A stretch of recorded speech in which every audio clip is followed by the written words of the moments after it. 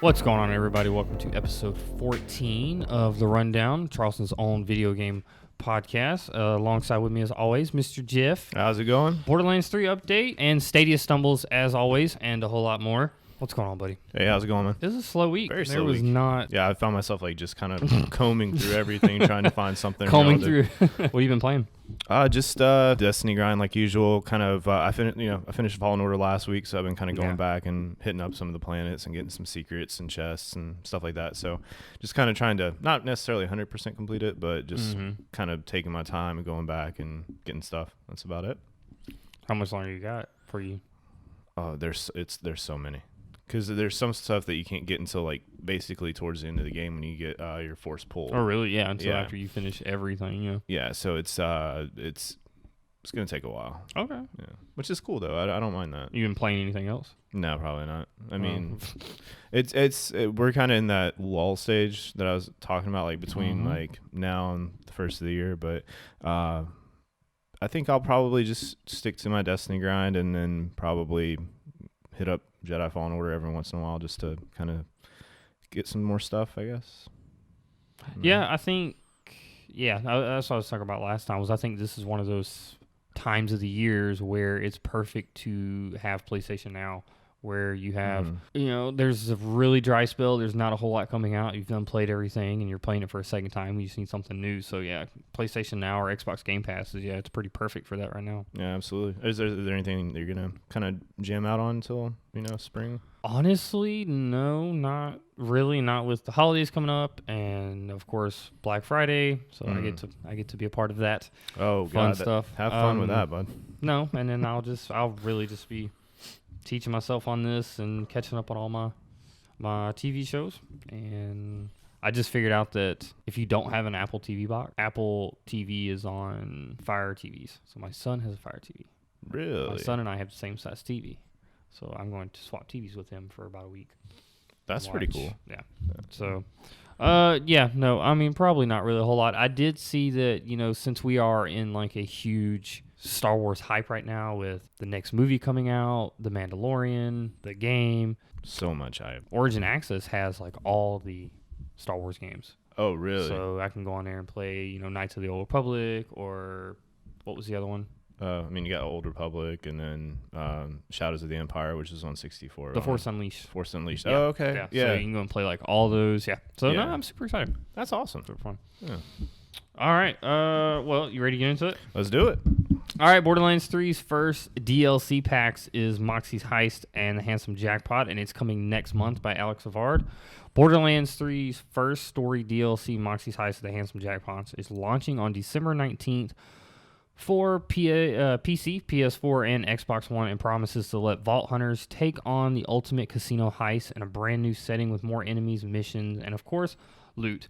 The DLC pack officially revealed today on the Borderlands show is the first 4-story expansions of Borderlands 3 Season Pass owners will be able to access throughout the year. But the content can also be bought separately to anyone with the base game itself. Check out the full trailer online as well. The expansion's new explorable setting is Handsome Jack's Casino, Diceluxe place station filled with lunatics and Hyperion forces, and the franchise mainstay Mad Moxie has sent your Vault Hunter to seize control of in the hopes of scoring the untold riches. It's said to contain Moxie's Heist of the Handsome Jackpot, thus includes a fresh mini-campaign with its own series of missions, side missions, cruise missions, and boss fights, along more cosmetics to deck out your Vault Hunter with alongside fury of extra loot, including a butt-on of Borderlands 3 legendaries. The DLC is designed for players sat at or above level 13, but will rescale automatically with your Vault Hunter's current level. Either way, but to access the casino, you'll need to have at least completed the Borderlands 3 opening prologue on Pandora.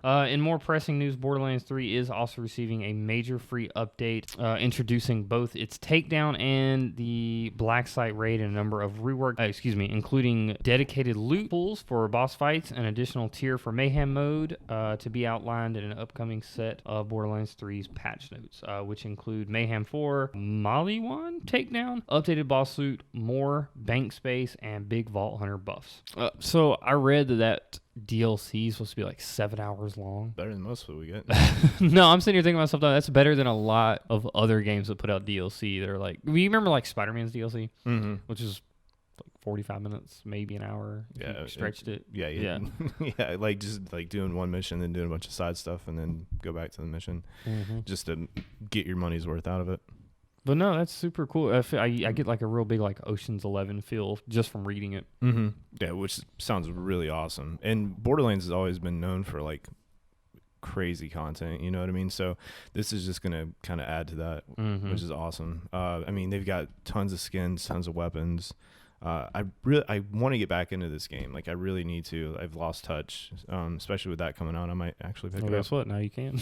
I know, Go ahead and get your rest of your stuff done on this, and then just jump into it. Yeah, might as well. I mean, that's cool though. I mean, what are your thoughts on any of these reworks? I mean, you've played it a lot more than I do. So does any of this make you happy as far as Mayhem 4 tier, the takedown, updated loose? I mean, it sounds good. I never got that far. Okay, so did you ever finish the story? No. Okay. Yeah. So I stopped probably like a quarter of the way in, maybe that far. And then it's just because I got stuck on a level, and I was like, you know what? There's other stuff to play. And I just got frustrated. So I saw an ad where like the Black Friday ad with a lot of these games that are that are typically already out. Like I know Spider-Man, I think you can get for like $30 with all the DLCs. I know they had Ghost Recon for like $25. The new one? I'm not shocked on that one. So I think if that one's on sale, I might go ahead and pick it up. I mean, there's a huge Black Friday sale going on right now. So. Oh, I know. I've been getting ready for it. No, I'm talking about like just like the PlayStation on the PlayStation Store stuff. Like. Oh no, that I do need to check out. But no, I mean I'm happy with it. That's pretty cool. Yeah. It's good to know. All right, moving on. Stadia stumbles. So I pulled these articles from a couple of different places and kind of put them all together. But I know when it's finished and done with, you'll definitely get the gist of it. On that very specific question, Stadia mostly delivers. It feels goddamn magical when you're playing a gorgeous version of Mortal Kombat 11 at the local Starbucks on your phone and can immediately pick up where you left off in that story a few minutes later at home, as if nothing happened. The whole reason I wanted everything ported to a Switch for its kind of radical convenience, while its cool games like The Witcher 3 have found some deeply compromised ways to show up Switch, I'd rather much play those games at a real-life frame rate. But there is reasons it felt like Google has much rather deliberately avoided a splashy launch for a service otherwise seems positioned as a huge part of the company's future. That and early access debuts for Stadia, for most people, the answers as to whether you should buy this is a resounding no. The technology is there, but the service is not even close. Stadia's launching in essentially shambles. A lot of games with the promise for a launch aren't there. 3 of the 12 games you can buy and play today are Tomb Raider re-release varying quality, Doom Eternal. Once the star of Stadia's lineups was delayed until next year, many important features like the availability to stream games onto a phone aren't even there yet. At least that was the case until I received an email late on Sunday night when Google announced the lineup was nearly doubling, adding games like Final Fantasy 15, Metro Exodus, Wolfenstein Youngblood, and others to the launch lineup. Right now, for example, it's only possible to stream stream to Google Pixel's phone. You can't buy games through the TV's interface. There's no family sharing, so if your kid wants their own Stadia account, they can't play your copy of Just Dance 2020. Have fun in spending twice the money. There is only one exclusive game, a spooky adventure game called Jilt. It's only okay. There is an achievement system, but you can't see it yet. The Stadia's controller is technically wireless, but outside of a TV with a Chromecast Ultra, it has to be plugged in, which becomes an unwildly experience on a phone, unless you have a really long cable. All right, so let's start. Okay, so it's not even. Why release it? Okay, the people that pre-ordered the Founders Pack got it like 2 or 3 days after it released, right? Yeah. And even when they were able to play it, it was laggy. Like it was just a big mess. Like I was watching, there's a video of this guy that was playing it, and he was like jumping, I think, and there was like a half a second delay from the time that he hit the button to where he jumped, which is horrible. Which may not sound like a lot, but it's a super lot when you actually play the game. Yeah. So I mean, when you consider how quick you have to be on certain buttons, it's a big deal. Mm-hmm. Do you think this will make people question Xbox's xCloud? I mean, I don't know. Xbox has like a reputation for, you know, and Google just doesn't for gaming, you know, like, so, I mean, I don't know. I think this is going to help Xbox, if anything. But it sounded like such a good idea, though. Hey, you can go to Starbucks, play off your cellular data, and have amazing frame rates, and play Destiny and Doom and Tomb Raider, and then none of that appeals to me. It's just it's terrible. It's so sad. And I asked the question that I asked last week is if it's not up to par, why release it to begin with? Exactly. It's like we're being trained to accept. I'm not gonna use the word failure, but accept unfinished work, mediocre, subpar, exactly, whatever half-ass adjective you want. But I mean, from what I hear, the controller feels nice. But I mean, the controller looked good. I thought it looked cool. Yeah, it was a white Stadia Go controller. Like I was happy with it. Yeah, but I mean, to me, the whole concept just doesn't make sense. Like, I don't want to play a game that I'm used to playing on a 65-inch TV on a 6-inch phone. You know, the concept just it isn't there for me. And I know you can play it on your TV or whatever, but like browser-based games are like, do you remember like back in the day on Facebook where there was like Farmville and like those little online like browser games and stuff? I don't remember being on the browser, but I remember being able to download it to the phone. But yeah. Oh yeah, there used to be like on like the actual. Maybe it wasn't Farmville. It was something farming. I think it was the name though. It probably was. But like a point and click game in a browser makes sense. Not something where I have to like Destiny 2. Not something I want to play on a cell phone with a. I tried controller. That with what was it, PlayStation's thing? I forgot what it's called. Yeah, and all the controls are on the screen. And all the controls on the screen. I'm just like, I can't do this. Like, how am I supposed to go do some Iron Banner like this? That's just not possible. No, not at all. I mean, like the only thing that is helpful with the mirroring is like if you. I think I've talked about this before, where like you can go on there, pre-order a game through the store, and then like turn your PlayStation on and download it from there. But other than that, like cell phone based games like this, just the concept just doesn't work. No, it doesn't make sense. Not there. But I mean, like I said, it's. And I don't come on here to shit on these. I don't come on here to shit on these games at all. Let's get that straight. But but you can't help your opinion in the way you feel about it. Right. But it's one of those things where it's like we can't keep accepting things like this. You know, if it's not ready, don't ship it. You know. Well, speaking of not ready and don't ship it, I feel like we have enough. We have enough streaming services. We do. Amazon, Hulu, Amazon, Hulu, Netflix, Disney Plus, Apple TV, Sling, Cracklebox. I mean, the whole HBO Now, HBO Max. One of the most anticipated entrants into cloud gaming is Amazon. The online shopping giant already sells video games, video game consoles, and accessory. It also owns Twitch, a service that allows you to watch other people play games live, which I didn't know when I was reading this article that they own Twitch. I had no idea. Amazon owns Twitch? Amazon owns Twitch, yeah. Wow, okay. But it has ambitions to do more, including a game streaming service to compete with Google, Microsoft, and Sony, though it hasn't discussed its game streaming services publicly. Amazon is planning to announce its service next year, according to two people familiar with the company's plans. It's begun recruiting people from large game companies like Microsoft to help with the launch, as well as hiring for jobs and new initiatives within Amazon's web service team, which sources is involved with Amazon's future gaming service. We believe the evolution that began with the arcade communities a quarter time ago, growing to live streams and esports of today, will continue to future where everyone and every gamer can create, compete, and collaborate and connect with others at a massive scale. One job posting this month showed, and it's at least one job another posting. The company said it wants to drive innovative new use cases like machine vision and gaming streaming. Amazon said in yet another job posting that it has plans to integrate its new initiative with Twitch and the company's other services. No, we have enough. Go away. Bezos getting greedy. I mean, you're already one of the richest people in the world. Why do you need to dip your toes into this? Yeah, I mean, I don't know. I guess it's trying to stay with the trends, I guess. I mean, I get it, but just don't. Like, you've already got enough going on. I mean, you're one of the first companies to hit $1 trillion. And now you're wanting to provide a service that, for one, it's probably going to suck, because if Google can't get it right, I'm pretty sure Amazon can't. So I only trust Elon Musk. I bet he could do it. Yeah, I mean, maybe he's too busy building Nintendo 64 graphic looking trucks. So, Well, come on, man, you had Flappy Bird in your car. Oh, there's probably some other stuff, but I just thought it was kind of cool. But yes, you are right. I mean, it's a cool looking truck, but It reminded me of Halo. Oh, like the Warhog, yeah, for sure. Whatever. It's not that expensive either. Did you see the video? I watched like. Did you see the one where like it wasn't supposed to dent or no? something? Did it dent? It did. He's like, it'll buff out, and he literally looks up and he's just like, well, I think it's safe to say we still have some more work to do. Yeah, I mean, essentially, like that's the only one that exists right now, Yeah. and it's just a prototype. So, and it's not even supposed to start production for like another 2 years or so. So. Whatever. You can pre-order one for like $100, or not pre-order, but like put a deposit down on Oh, okay, cool. For production. There's like 3 different models. I didn't know that if you bought a Tesla, you get like a $7,000. Tax tax write-off. Yeah. Yeah. Yeah, it's pretty nice. Because they're no gas. So.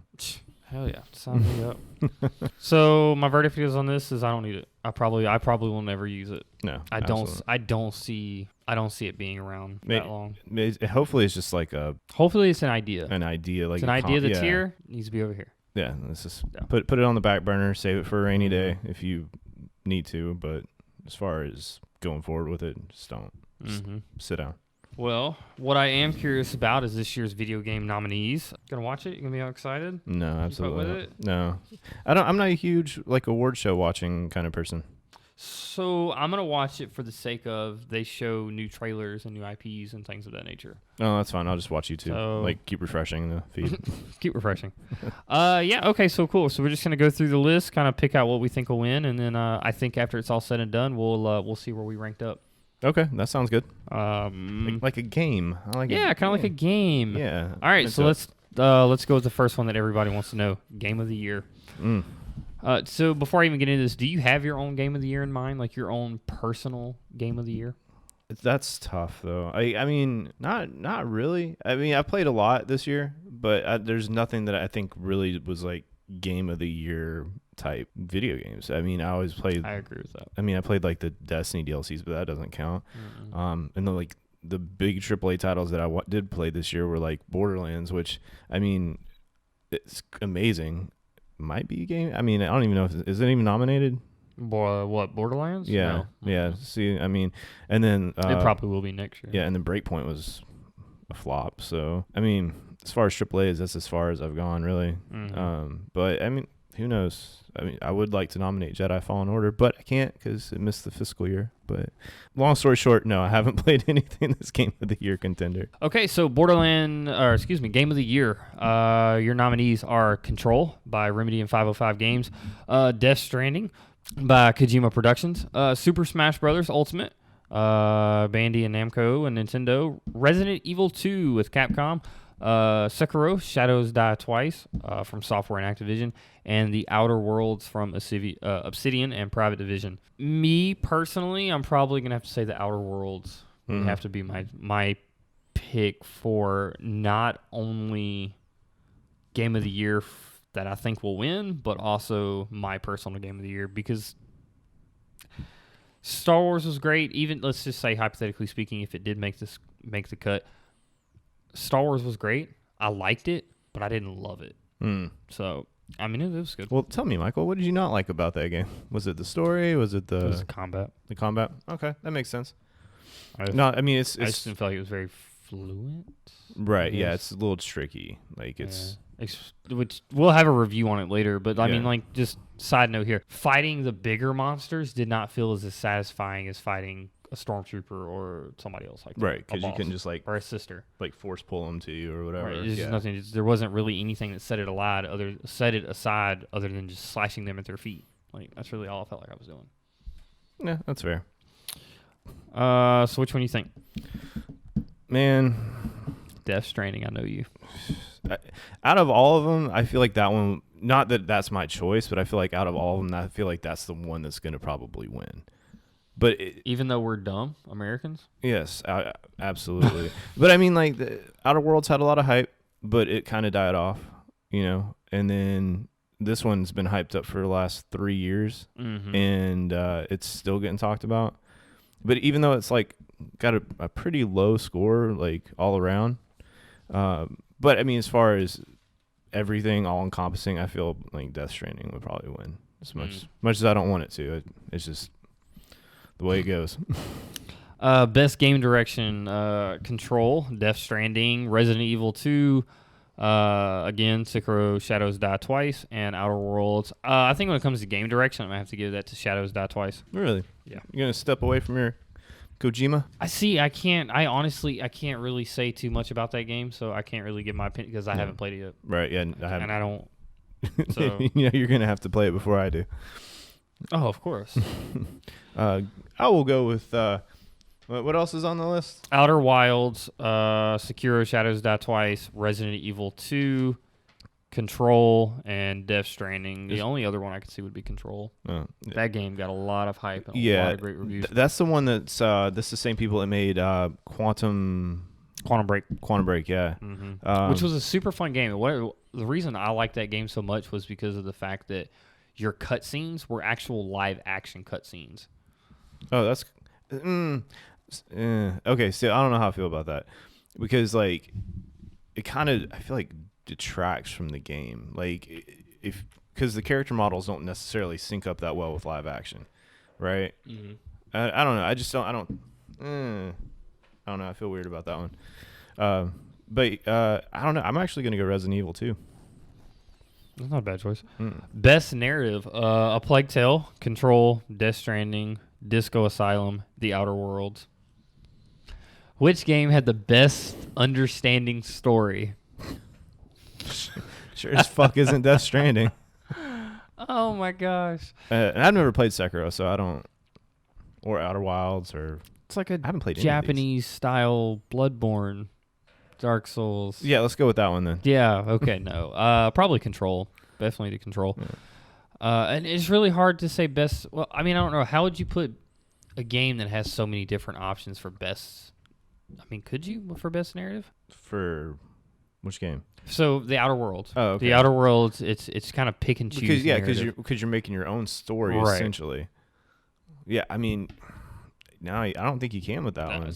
I wouldn't agree with that one. Yeah. So I would definitely say Control. Best art direction: Control, Death Stranding, Gris, Wild Hearts, Sekiro, Shadows Die Twice, The Legend of Zelda, Link's Awakening. Best art direction. Ooh, Link's Awakening. Yeah, probably, because I think that was kind of when that one dropped. That was really out of left field. Mm-hmm. Nobody really. So yeah, I don't know. I'm gonna say Legend, Link's Awakening as well. Best music: Cadence of Hyrule, Death Stranding, Devil May Cry 5, Kingdom Hearts 3, or Wild Hearts. None of the above. I'm actually gonna throw in a wild card here. Well, it's not really a wild card coming from me, but like the soundtrack for Shadowkeep, you know how good that is. Yeah, I actually bought that soundtrack. Yeah, I think that's probably got the best. I'm gonna have to say Kingdom Hearts 3. That was gonna be my other one, but I just wanted to throw like one that I think should be in there. Best performance: Ashley Birch as Parvati Holcomb in The Outer Worlds.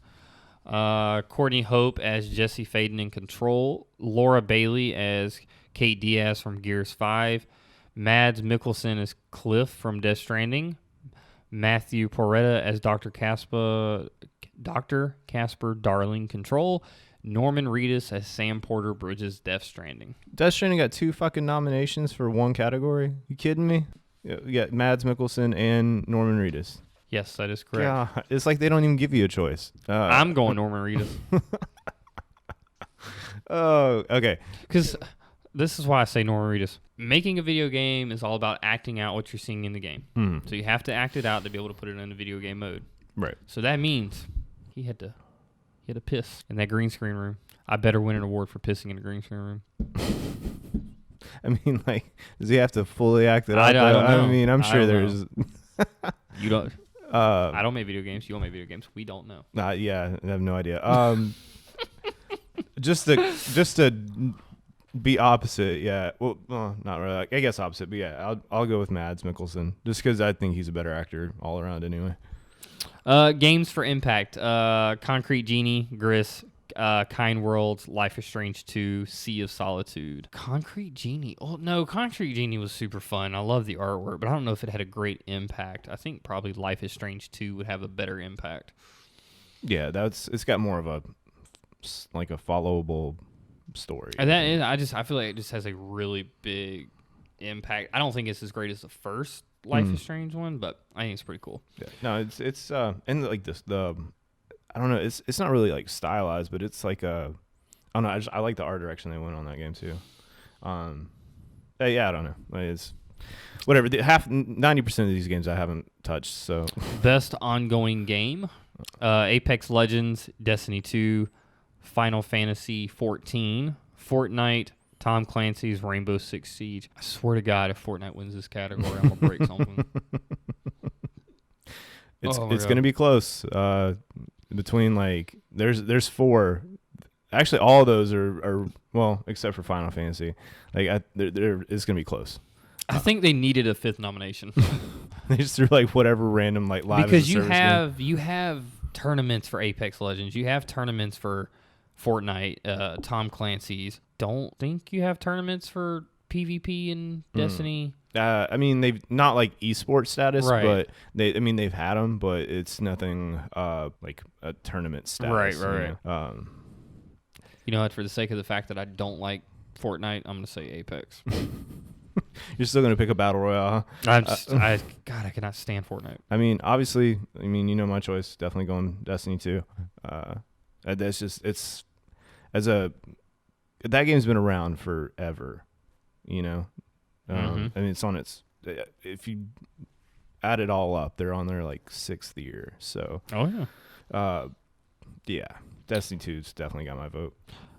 Best independent game: Baba Is You, Disco Asylum, Katana Zero, Outer Wilds, and Untitled Goose Game. We all know the only one that matters in this category is Untitled Goose Game. Untitled Goose Game.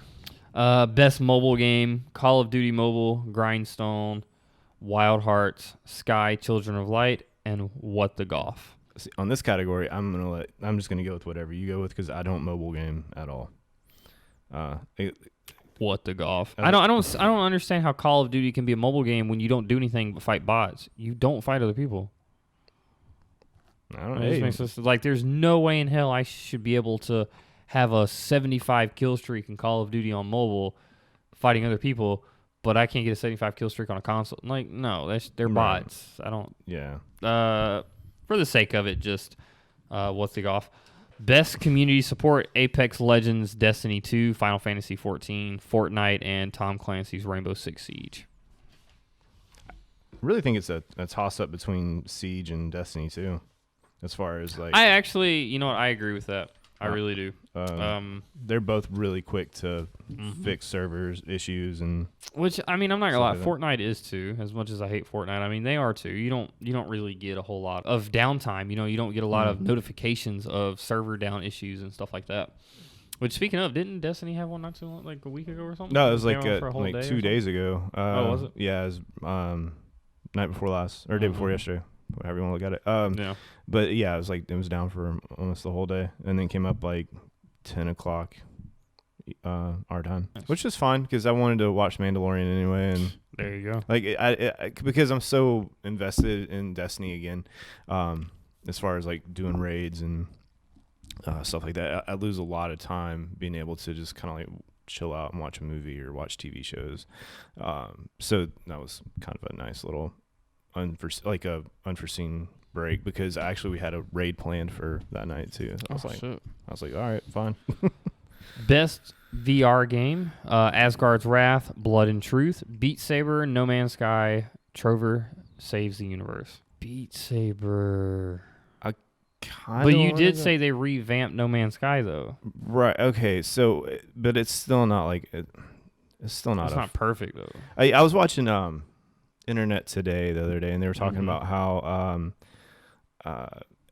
every VR game kind of looks more like a tech demo than anything else. Like it's like you can't really get much replayability out of a VR game or like any longevity out of it just because they're super short. And they were talking about the announcement of Half-Life Alyx or whatever, which is supposed to be like the new Half-Life 3. that's finally coming out. But it's more of a like it's just a VR game. It's because like there's not a lot of mobility in VR games. I don't think like looking around is one thing, but being able to walk around, get up, and move, and we're just not at that point yet, I guess, or can't really afford it to market it at a reasonable price. But I don't know. I had a lot of fun with the Blood and Truth demo. I thought that was pretty cool. The No Man's Sky VR is still, I haven't touched it in a long time, but it was like really blurry last time I played it, and like it didn't translate that well. So I don't know. I'll go Blood and Truth on that one. Best action game: Apex Legends, Astral Chain, Call of Duty Modern Warfare, Devil May Cry 5, Gears 5, Metro Exodus. Those are all some really good nominations. Yeah. Call of Duty. I honestly really don't know. If I had to pick one, I'll probably say Call of Duty Modern Warfare. Actually, yeah, that's probably a really good choice. Either that one or Gears. Yeah, that was the other one I wasn't sure about. Devil May Cry was really, really awesome, but it died off super quick. Apex Legends, I don't really think that one's too in par with the rest of them. I mean, I don't really count. I think Battle Royale is its own category from something else, like an action game. Yeah, because you always think of like an action game, like at least having some sort of story. Right, exactly. Right? And all of these do, with the exception of that one. Right. So fuck EA. Best action / adventure game. There we go. Borderlands 3, Control, Death Stranding, Resident Evil 2, The Legend of Zelda: Link's Awakening, and Sekiro, however you want to pronounce it. Shadows Die Twice. Come on, you know you want to say Death Stranding. I'm gonna have. Yep. Death Stranding. I was about to say, like, that's it. To me, that's more action adventure than that one, and probably Link, but they're in Resident Evil 2. Yeah, but yeah. I mean, I feel like Borderlands is more of like it should just be under like FPS or whatever, right? Which I'm sure it is, but yeah, I would go with like Resident Evil 2 or Legend of Zelda or. Best RPG: Disco Asylum, Final Fantasy XIV, Kingdom Hearts 3, Monster Hunter World Iceborne, and The Outer Worlds. What was the category in? Best RPG. Best RPG. The Outer Worlds. Yeah, see, I can't really comment. The Outer Worlds on that one. I mean, for the sake of argument, just to throw a nomination out there, like I think Monster Hunter World. I mean, I've definitely played all the other ones, but I would definitely say The Outer Worlds was probably my favorite on that category. All right, fair enough. Best fighting game: Dead or Alive 6, Jump Force, Mortal Kombat 11, Samurai Showdown, Super Smash Bros. Ultimate. We all know Super Smash Bros. Is going to win that one. Yeah. They have too much of a following. But just for the sake of argument, I kind of want to say Mortal Kombat 11. I mean, Mortal Kombat would be a close second. I think that's an awesome fighting game as well. It's just because of the roster they have, and they keep adding people on there. So like they just not so long ago came out with like the Terminator and Sarah Connor, which is awesome. So I don't know. I've always been a Mortal Kombat fan. So, but then again, grew up on Smash. So, yeah, I'm gonna stick with Mortal Kombat. Best family game: Luigi's Mansions 3, Ring Fit Adventure, Super Mario Maker 2, Super Smash Bros. Ultimate, and Yoshi's Crafted World. So what's the best Mario game this year? Pretty much the only odd one out is Ring Fit Adventure. I love how this is what I love. Best family game. Every single nomination is a Nintendo game. Yep. Ring Fit, just because I think that would be super bomb. I don't know. I've heard some bomb things about Luigi's Mansion though. Like that really one good. Actually did look fun. I wouldn't mind playing that one with little man. Best sports / racing game: Crash Team Racing Nitro Fuel, Dirt Rally 2.0, eFootball Pro Evolution Soccer 2020. F1 2019 and FIFA 20. Yeah, Crash Bandicoot Team Racing, baby. Yeah, there we go. Yeah. Best multiplayer: Apex Legends, Borderlands 3, Call of Duty Modern Warfare, Tetris 99, and Tom Clancy's The Division 2. Man. Tom Clancy, you'll say. You really think the Division's gonna pull through? No, hell no. Borderlands 3. All right, yeah, that's what I was thinking. I would love to see Tetris 99. Have you ever played Tetris 99? I've heard about it. I haven't. It's actually super fun. Little man had a dance point one day, and I just sat in the car and played Tetris 99 the whole time. But it's you against 100 other people playing Tetris. It's actually not something I would have ever thought would have come about, but it's actually pretty cool. It's a nice little time filler. Let's put it like that. Okay, that's fair. Best esports game: Counter-Strike Global Offensive, Dota 2, Fortnite, League of Legends, Overwatch. So my question on this is, do you think that Overwatch has pretty much knocked themselves out of winning this just for the sake of the bullshit that Blizzard did a couple of weeks ago? Oh, no, they just announced Overwatch 2. Talking Made about everybody happy again. yeah. Yay. I called that shit too. Oh wait, they're too stuck on this. We need something to put their mind on something else. Hey, look over here. Mm-hmm.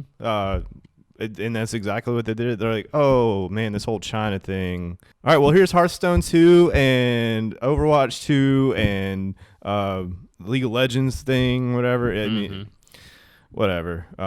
But yeah, so God.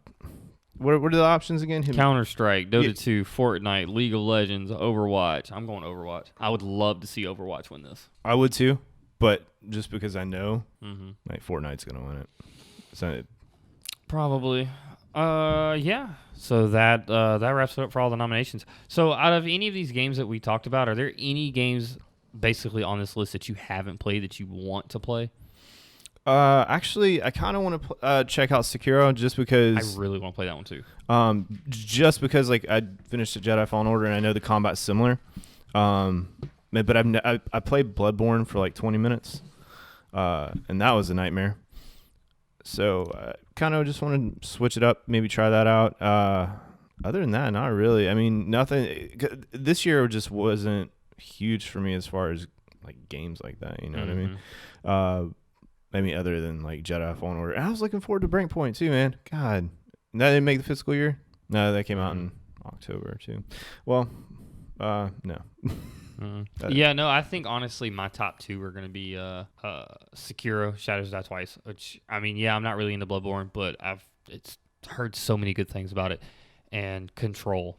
I'd really just like to play those two games. Yeah, you have to let me know how Control is because that's an Xbox exclusive, right? Or is it on PlayStation too? No, that's on both, bro. Is it really? Yeah. That's on both. Oh, I thought it was like because Quantum Break was Xbox thing, so I just assumed. No, that's on both. Okay. All right. Cool deal. Yeah. Oh yeah. I'll watch some gameplay before I buy it, and then see if there's any PlayStation discounts for Black Friday on it. Yeah, I'm actually super excited about that. I want to check some of that stuff out now that I've, went all digital. I got to keep track of this stuff now. Exactly. So, all right, everybody. Well, I think that about wraps it up on everything on this week as well. Don't forget to like, follow, and subscribe. Stay tuned. We'll also have a rundown review of Star Wars Jedi Fallen Order. Excited about that one? I'm very excited about that one. Talk about that ending. Oh. It will not be spoiler free. So just to give you a heads up. I will ruin this game for you. All right.